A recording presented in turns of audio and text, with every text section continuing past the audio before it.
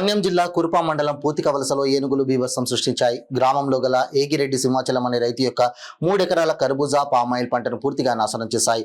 దాంతో బాధితుడు లబోదిబోమంటున్నారు. అప్పు చేసి పంట చేశామని చేతికి అందివచ్చిన పంట నాశనమైందని 3 లక్షల వరకు నష్టం వాటిల్లిందని పరిహారం అందివ్వాలని కోరుతున్నారు.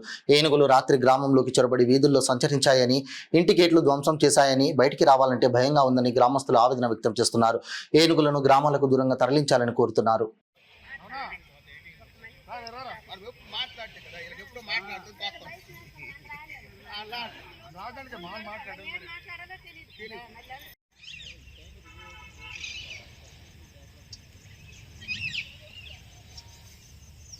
ఈ రోజుకి వచ్చేది పేపర్లకు టీవీలో ఒక అరగంట గంటలు వచ్చేస్తాయి.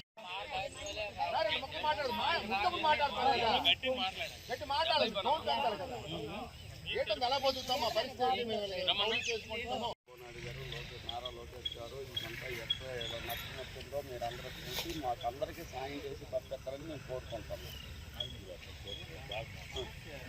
మరి ఇంకే